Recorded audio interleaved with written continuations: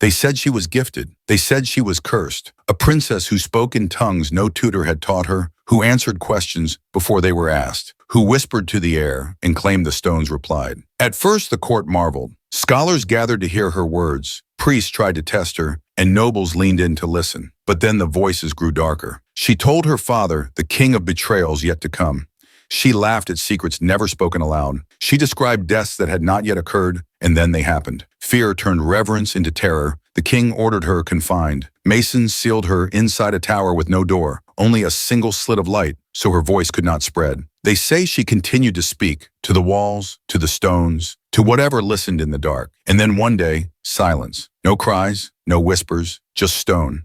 But the question that haunts history is this: was it the voices that stopped, or the world that chose to stop listening? They called her the Oracle Child, though no temple ever claimed her. From the time she first spoke, words poured out that belonged to no cradle, no kingdom. Fragments of Latin slipped from her lips, though no scholar had ever taught her. Greek, Aramaic, tongues that only the priests of the oldest orders still knew. It unsettled the wet nurse who swore the baby prayed before she could walk. As the girl grew, courtiers whispered, was she blessed by heaven or a vessel for something else? At feasts, her sudden outburst silenced halls. He will not return from that ride, she once said when a duke rose from the table. Days later, news arrived. The duke's horse had thrown him against a stone bridge.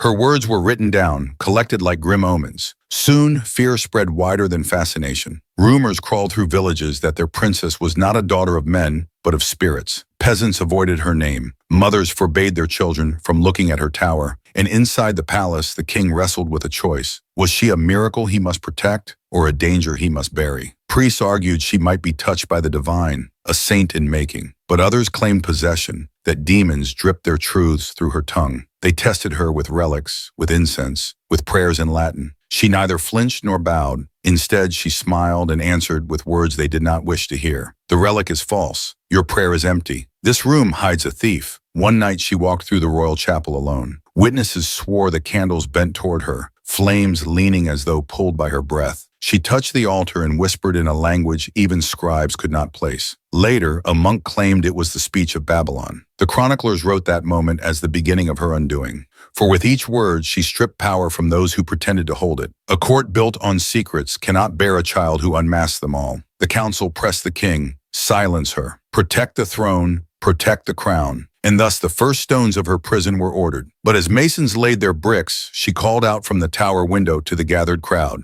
"You are burying yourselves, not me." Some fled in terror, others laughed nervously. Yet when famine struck that winter, those words returned like a curse, and whispers began that perhaps the tower was not to contain her madness, but to protect the world from what she knew. The chroniclers recorded another chilling moment before her confinement was sealed. On the final night, she walked the palace corridors freely. She approached her father. Kneeling at his throne, she whispered something that made the king's face blanch white. None heard the words, yet the monarch staggered back as though struck. Later, he would not speak of it, except to mutter, "If she is right, we are all already dead." From that day, guards did not escort her gently. They dragged her to the high stone tower, nails scratching along the marble steps. The workers closed the door behind her, mortar pressed over oak, the last sliver of light swallowed. Still, through the growing wall, she cried out, "Stone remembers!" That cry echoed in the courtyards long after the last hammer fell. And it was then the people realized the silence that would soon follow might not be mercy. It might be the beginning of something worse. And yet silence never came at once. For nights after her entombment, the tower walls seemed to hum with whispers. Travelers swore they heard her speaking in dozens of voices at once. Child, woman, man, elder, all pouring from cracks in the stone. Some claimed she spoke in the dead voices of their own kin. Others said the tower became a mouth, exhaling secrets too heavy for the air. By dawn, many fled and never returned. It was not madness they feared. It was recognition. For in her words, they heard themselves. She revealed not just what was, but what they had hidden in their hearts. The sins, the betrayals,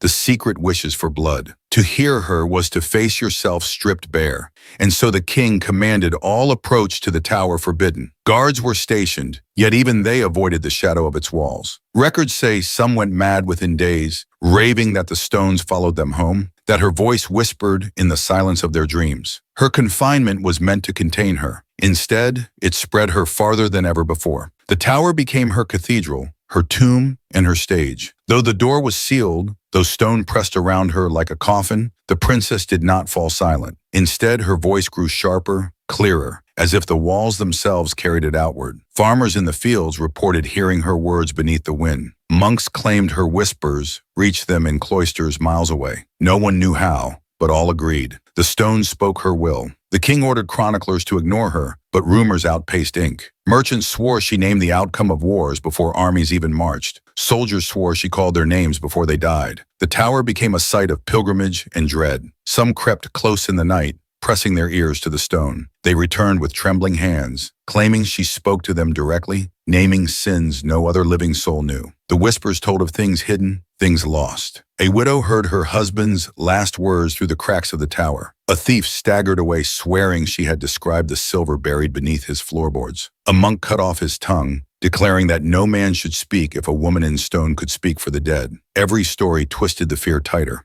Her family claimed she starved, yet food vanished from platters left at the base of the tower. No one saw how she took them. Some swore the walls themselves swallowed bread and poured water into her chamber. Others whispered she no longer needed flesh or drink, that she lived on the weight of their secrets, feeding on guilt like sustenance. The king grew furious. He demanded priests purge the voices. One brought holy water and flung it against the tower, yet the spray hissed into steam before it touched stone. Another planted relics in the soil nearby, only for them to crack and crumble as if from unbearable heat. When one monk dared to shout a prayer of banishment, her voice cut across his words. "Do not use what you do not believe." He collapsed, trembling, unable to speak again until death. The legend tells of a night when lightning struck the tower. The people cheered, believing heaven itself had chosen to silence her. But when the smoke cleared, the tower stood unbroken. Only now the stone glowed faintly, as though it had been branded by the storm. From that day, it was said, her voice carried even farther. Travelers in distant provinces claimed to hear her warning. Walls cannot stop a tongue made of fire. The voice continued to grow.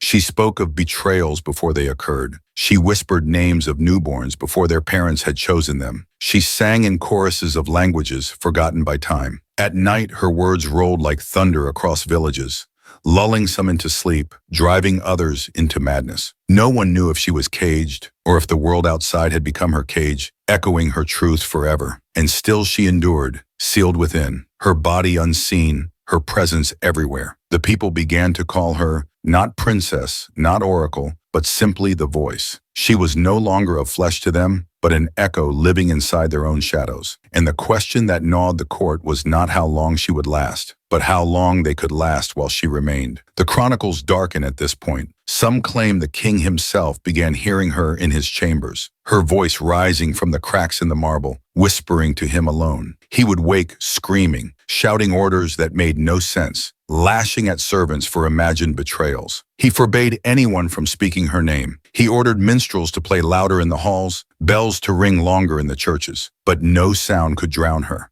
The more he tried, the sharper she became. And then came the night the court recorded in trembling ink. The king himself climbed the stairs of the tower, stood before the bricked wall, and whispered something only she could hear. When he turned back to his men, his eyes were empty, his lips moving silently as though repeating her words. From that moment on, the kingdom was no longer ruled by its king, but by the silence he obeyed. Her imprisonment should have ended her story. Instead, it became the seed of every story told in hushed voices for 100 years. The princess, the voice, became a specter draped over the kingdom. What began as whispers turned into rituals. People began leaving confessions written on scraps of parchment at the base of her tower. They believed if they unburdened their guilt, she would speak back through dreams. And many swore she did. Merchants confessed theft and awoke with visions of fire consuming their shops. Lovers confessed betrayal and awoke with the taste of ash in their mouths. The kingdom twisted into something unrecognizable. The king, still breathing, yet ruled by the whispers, declared every judgment must pass the tower. Accused men were dragged beneath its shadow. If her voice rose, they were condemned. If silence reigned, they were spared. Records say hundreds knelt before the stone trembling. Some swore they heard her call their names in sorrow.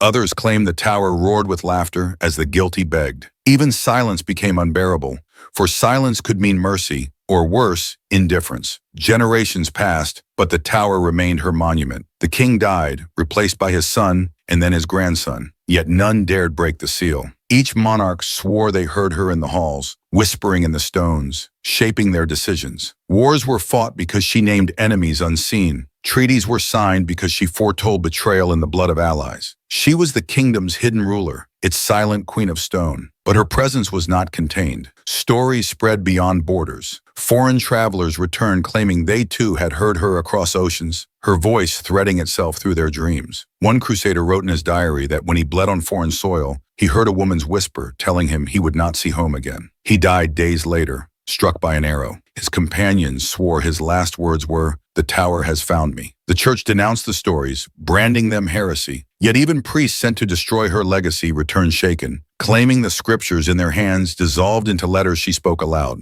One monk carved into the monastery walls, "The tower knows the tongue before it is written." He was found dead by sunrise, his mouth filled with stones. As centuries thickened her myth, the tower itself began to change. Pilgrims swore the stones wept water in the night, that the cracks pulsed faintly as though breathing. Some dared place their ears to the walls and claimed to hear not just words, but whole choruses, a choir of centuries, every voice that had ever entered her prison joining her. They said she was no longer one woman, but an amalgam of all who listened and broke before her. She had become a cathedral of human weakness, each stone a confession, each whisper a sermon, and then silence. Not sudden, but spreading. A silence heavier than death. For the first time in generations, travelers swore the tower spoke no more. Some rejoiced, believing her curse had finally ended. But others feared more deeply than ever, because silence, they knew, was never the end of her story. Silence meant she had shifted. Silence meant she had moved. The question whispered through the kingdom's veins was this: if her voice was no longer in the tower, where had it gone? The answer seemed to arrive in fragments. Mothers heard their children speaking tongues they had never taught them. Soldiers awoke screaming in languages long dead. Merchants confessed dreams of a woman behind a wall, pressing her lips to cracks, urging them to listen. Across provinces, people claimed they carried her voice within them, that they were vessels through which she had escaped. The tower remained, but it was empty stone. The true prison had broken, and she was no longer within walls. She was within them. It was then the kingdom realized its mistake. They had not silenced her. They had multiplied her, and each echo was louder than the last. By then, no king, no priest, no army could reclaim control. For how do you silence voices that live inside the very people you rule? How do you execute a curse that wears the mouths of your own subjects? The last chronicles of that age speak of a kingdom dissolving into whispers, cities where no one trusted their neighbor's voice, villages where people sewed their lips shut in terror of speaking her words aloud. The tower still stands, they say, a hollow monument to a girl who was meant to be forgotten, but who instead became unforgettable. By the time the last of the bloodline sat on the throne, the tower had become less a prison and more a shrine. Centuries of fear had woven it into the fabric of the land, its shadow stretching over every law, every prayer, every superstition. Mothers warned children not to whisper secrets lest the tower hear. Judges paused trials to listen for echoes. No man, no woman, no child escaped her reach, though she had not been seen for generations. Yet the silence remained. It was the silence that haunted most. For silence could mean she was gone, or that she was listening more closely than ever. And silence, as all who lived under her legend knew, was never empty. It was awaiting. The tower became the heart of pilgrimages. Some came to pray for mercy, leaving locks of hair or drops of blood at its base. Others came to curse it, hurling stones that never chipped its surface. Travelers described markets springing up around its shadow, selling relics supposedly blessed or cursed by her. Merchants carved prayers onto coins, swearing trade was safer if the voice approved it. Her silence had become economy. Her absence had become power. But power that cannot be named becomes dangerous. Over time, rulers tried to erase her from history. Chronicles were burned. Priests declared her story fabrication. Statues were smashed. Yet every attempt to silence her ended the same way. Whispers spreading faster, louder, like a disease carried mouth to mouth. A kingdom may erase ink, but it cannot erase breath. There are accounts from the final king of that dynasty. He wrote of hearing his ancestors in the tower's silence, of dreaming that his own tongue had been split, forcing him to speak in two voices at once. He wrote of waking with dust in his mouth, small grains of stone pressed into his teeth. His diary ends with a line scratched so deep it tore through the parchment. "The tower is not empty. It is waiting for me." Days later, he was dead, throat torn as if from within, though no blade or hand was found. The tower outlived his dynasty, outlived kingdoms that rose and fell around it, outlived the very language in which her first whispers were recorded. But the legend never died. Even as peasants forgot the names of their kings, they remembered hers. She was not a woman anymore, not even a voice. She was a warning carved into the marrow of the land. that truths too sharp will carve through stone, and that silence is never the end. In time, scholars dared to suggest she had never lived, that she was only myth, but their voices trembled when they argued, and they never stood near the tower as they spoke.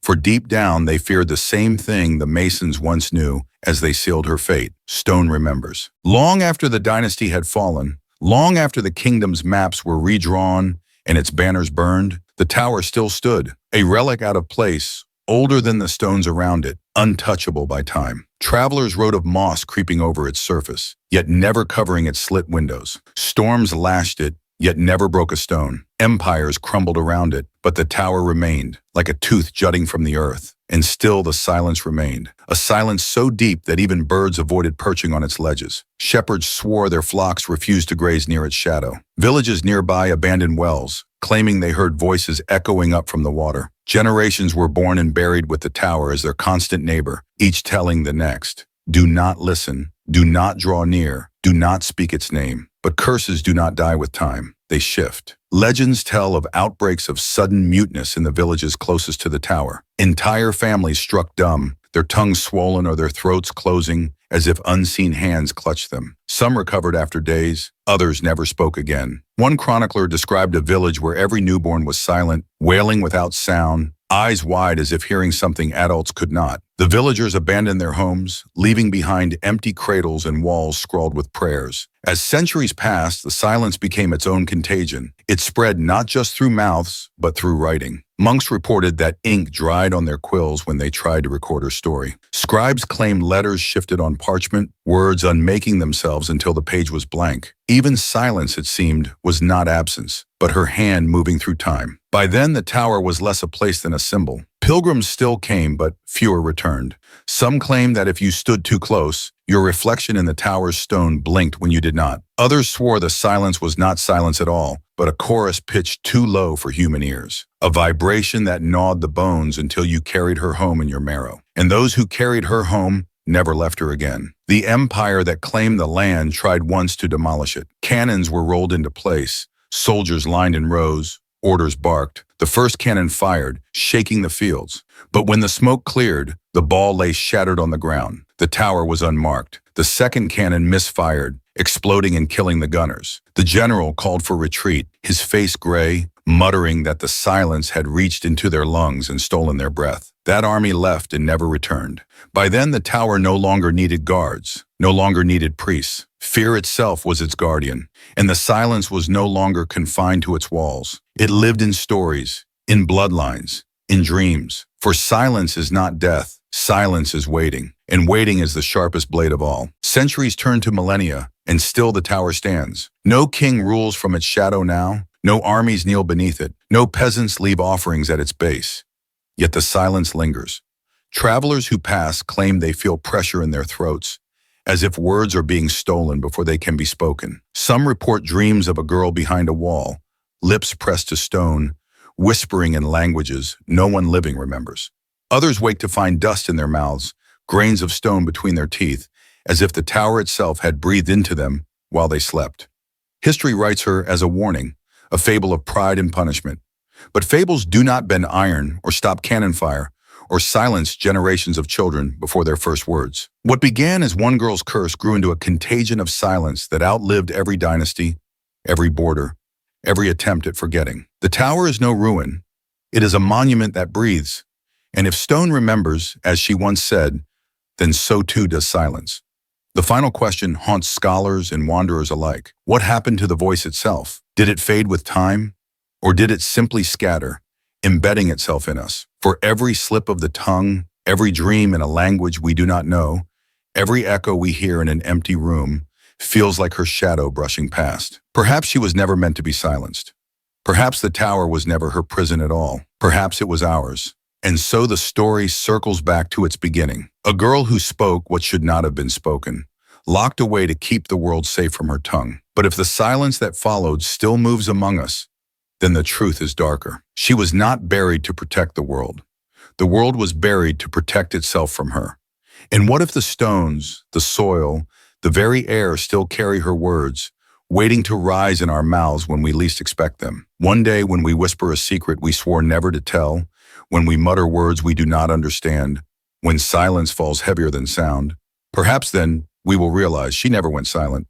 She was only waiting, and we were always the ones trapped in her tower.